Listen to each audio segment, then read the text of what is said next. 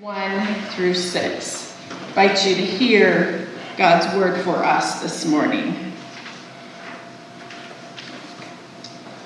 My son, do not forget my teaching, but keep my commands in your heart, for they will prolong your life many years and bring you peace and prosperity. Let love and faithfulness never leave you. Bind them around your neck. Write them on the tablet of your heart. Then you will win favor and a good name in the sight of God and all humankind. Trust in the Lord with all your heart and lean not on your own understanding. In all your ways submit to the Lord, and God will make your paths straight. And then our second reading comes from the prophet Isaiah, and we'll read from the 40th chapter, verses 12 through 14. Hear the words of the prophet. Who has measured the waters in the hollow of God's hand, or with the breadth of the Lord's hand marked off the heavens? Who has held the dust of the earth in a basket, or weighed the mountains on the scales and the hills in a balance? Who can fathom the Spirit of the Lord, or instruct the Lord as their counselor?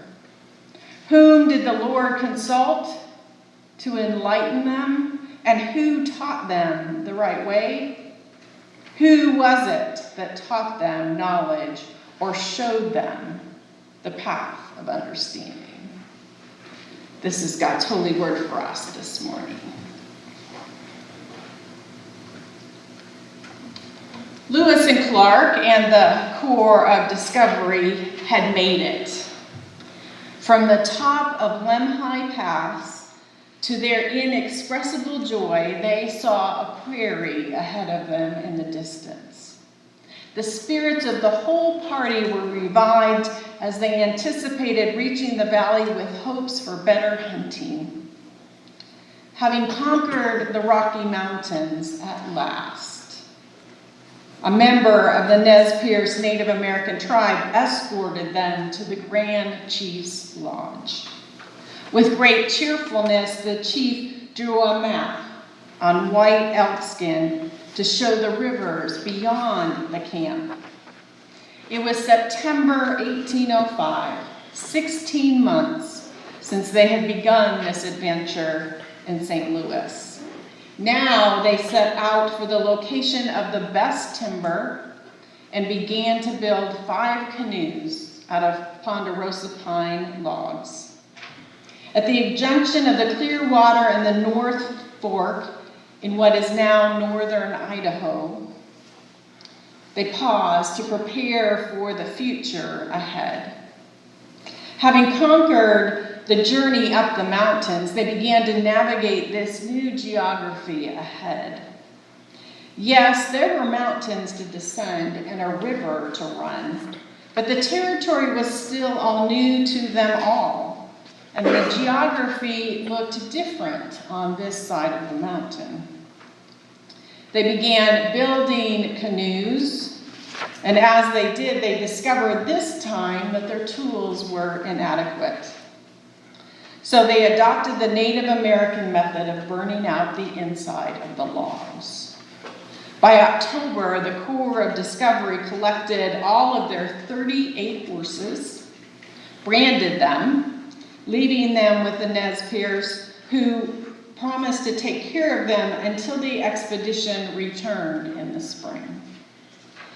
They cached their saddles along with some ammunition and powder, and then set down the river, which the Nez Perce called the Kuskoski, back into the river, using their familiar river running skills, except this time they were navigating new geography on the other side of the mountain. The challenge was not over, not yet. On their first day, they passed 10 rapids and 15 the next, and so it would go until they came to tide waters. They navigated rapid after rapid, first on the Clearwater and then on the Snake River, with Nez Perce lining the rivers, watching them and often helping pilot them through. Several days in, having canoed 16 miles, one of the canoes hit a rock in one of the rapids and sank. One man was hurt a little bit and everything was wet. The next day they lay supplies out, including their gunpowder, some bedding, and half of their food to dry. They were in the Columbian Plain now, a vast treeless basin in the rain shadow of the Cascades in eastern Washington. Here there was no game, no wood, only roots to eat and rapids to navigate. Another canoe turned broadside, hit a rock, and sank. This time they lost a number of articles. While resting another day, they dried out what was left as best they could. They encountered various tribes of Native Americans along the way who, like the Nez Perce, lived on salmon and roots and the occasional game. Soon they reached the Columbia River. They passed more rapids, saw Mount Hood in the distance, and encountered more Native American tribes. Sacagawea was of great help. Simply her presence with the Corps assured the tribes that they meant no harm and were not a threat. For no woman occupies or accompanies a war party. Onward to Oregon. It was now time to put feet and heart to the dream. They were so close. They could almost taste the seawater and hear the ocean waves. But they were not there quite yet. This was the holding place, the in-between, the great challenge behind them, and the realization of the goal they had set 2 years before. This was once again navigating new geography. The river widened and became a beautiful, gentle stream with great numbers of harbor seals swimming about. Salmon, trout were caught and enjoyed. Mountain goats were seen on the high rock cliffs. The skies and water were filled with swans and geese, immensely numerous and very noisy, particularly at night. They also noticed 2 beautiful canoes of different shape and size on the beach near a Native American lodge. They were wide in the middle and tapering to each end, and on the bow, curious figures were cut into the wood.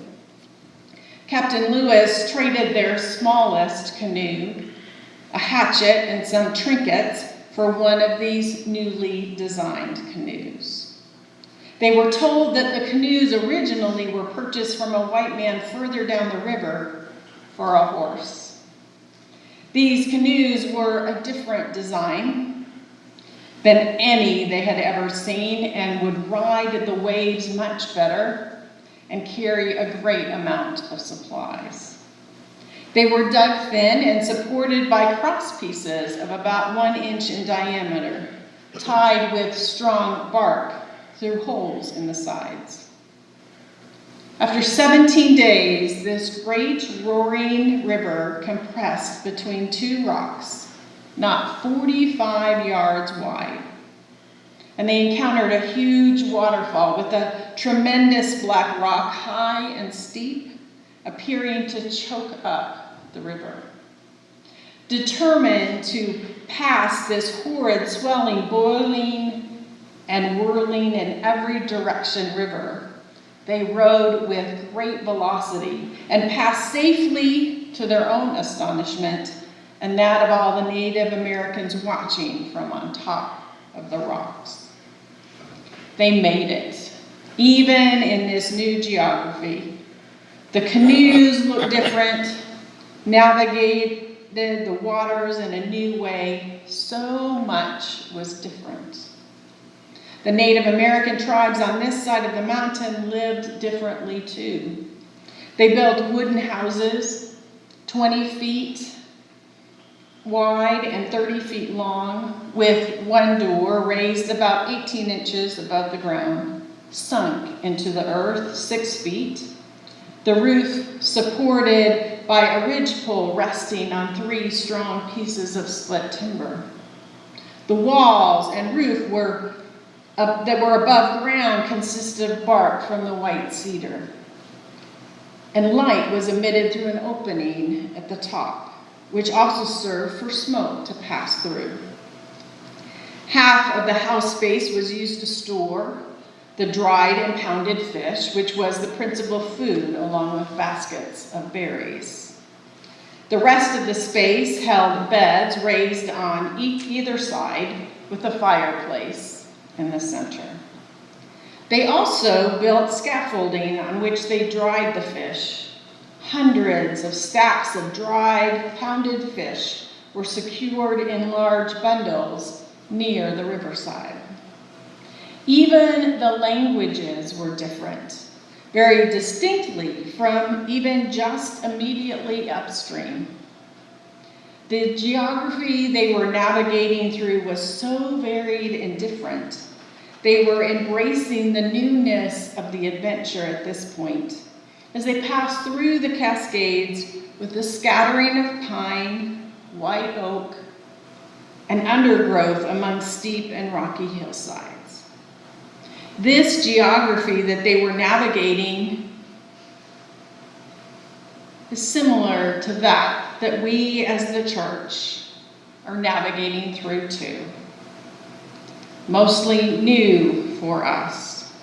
We are people on the way, a pilgrim people attentive to where God is leading us, so that we can discover new things, so that we can discern where the Spirit of God is doing new things in new ways.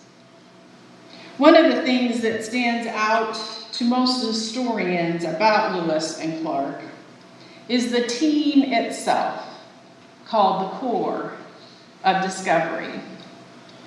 It was because of the resiliency, the trust, and relationships that they had that led them to survive and be successful. It is possible to prepare for the future without knowing what it will be.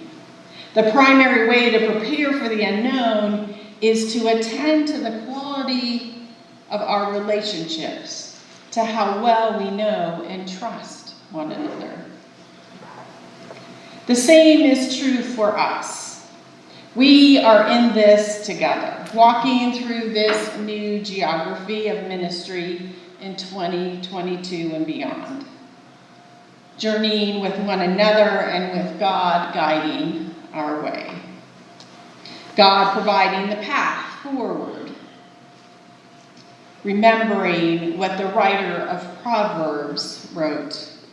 Do not forget my teaching, but keep my commands in your heart, for they will prolong your life many years and bring you peace and prosperity. Let love and faithfulness never leave you. Bind them around your neck. Write them on the tablet of your heart. Then you will win favor and good name in the sight of God and humankind. Trust in the Lord with all your heart, and lean not on your own understanding. In all your ways submit to God, and the Lord will make your paths straight. We have the opportunity before us of energizing ourselves toward our own transformation in order to accomplish the shared ministry and mission in the face of a challenging world. It's about navigating, sometimes in new ways, challenging, encouraging, and equipping ourselves to be transformed more and more into the kind of community that God can use to accomplish God's plans in this community of Byers, Colorado. It all comes back to our mission. How do we strive to be a closely knit church family, sharing the good news of God's love and comfort, strengthening and nurturing discipleship through worship, education for all ages, and community involvement? Our mission, when lived into and owned, becomes a conviction that holds and changes us. It is a simple, clear, almost humble statement of the reason we as a congregation believe we are occupying the bit of real estate that God has given us at this moment of history. Looking to the future, we are challenged to ponder what we are passionate about. What do we have joy and energy around? What are we constantly talking about, praying about, involved in, and concerned about? What do we have the potential to do better than anyone else? It is the humble and clear perspective about the particular value we as a congregation and ministry have to offer our community. It is a statement of uniqueness, of a distinctive contribution we are equipped to make in God's work in the world. Just like the route ahead of the Corps of Discovery, the team working together at the top of Lemhi Pass, there are tough questions out of this reality too. What will pay the bills? What drives our economic or resource engine? What helps us continually create the resources that will keep us going?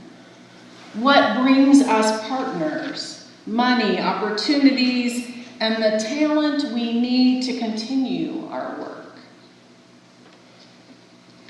Throughout this series, we have talked about change, visioning, and the future of our mission and ministry.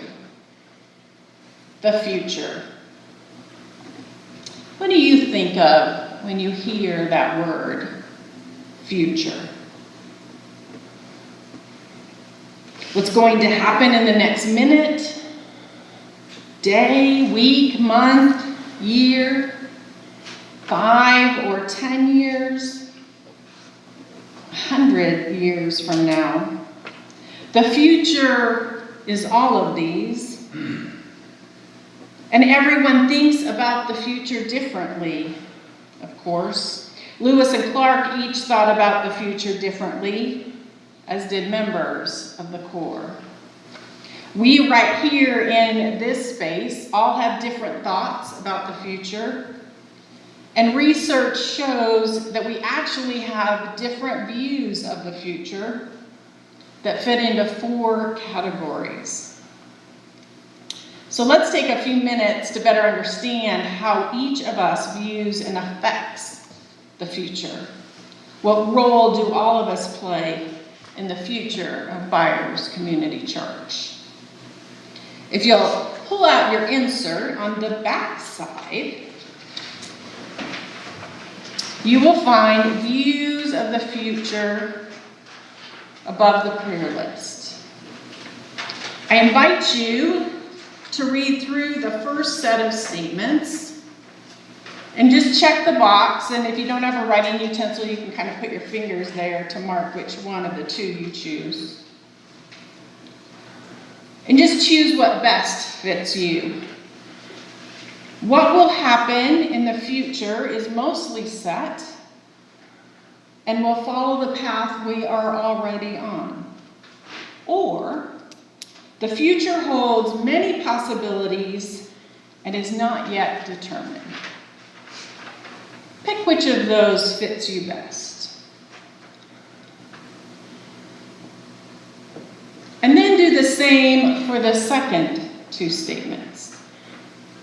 We each don't have much individual influence over what the future will be, or we each have a great deal of individual influence over how the future will be. And pick one of those. Now, combine the letter from each set that you have checked. So an A or a B, and a C or a D. And write that combo down, or note that. A or B, and then a C or D. Some of you probably had a combination of AC. You are thought to be observers of the future. The observer watches what is happening around them and sees all the pieces fit together to set us on a path toward the future. Observers believe that we can notice what will happen if we just pay attention. They believe their role is to watch out for the future, but not necessarily shape it, and are more willing to go with the flow. Some of you have the combination of AD. You are considered navigators of the future. The navigator knows where the ship is going, but they also know that we each have to take individual actions to make sure the trip goes smoothly. Navigators believe the future is not yet determined, but that it will unfold on its own. Our individual actions don't have much influence on how it turns out. Navigators are often confident and decisive. They want to limit the amount of uncertainty in a situation. Some of you had B, C. You were thought to be explorers of the future. The explorer sees a wide range of possibilities and are willing to go with any that come along. Explorers believe the future is not yet determined and that our individual actions don't have much influence over how the future turns out. Often, they are dreamers and can see the best in many types of situations. Some of you might be BD. You are considered map makers. The map maker has the entire ocean in front of them and make decisions that will determine where the ship ends up. Map makers believe that the future is wide open with possibility, and that our decisions and actions determine how the future turns out. Often they are optimistic, imaginative, and strong leaders, ready to take charge and make the change. Whether you are a map maker, explorer, navigator, or observer, we need every one of you to be part of our core of discovery as we find our way navigating in the new, in the future before us. Looking ahead to the future helps us anticipate what is ahead and determine how we can get there. It used to be that the church was like a cruise ship, big, stable, hard to turn quickly. Now, in 2022 and beyond, the church is a kayak on the river with whitewater rapids like Lewis and Clark found themselves in. We have to shift how we think about and plan for that future, now negotiating the rocks, the swells, and rapids along the journey. But together with our various gifts and views of the future, we can reach our goal too. with God with us for the journey, if we can imagine it, we can live it, and we can make it happen. With God's help. May it always be so. Amen.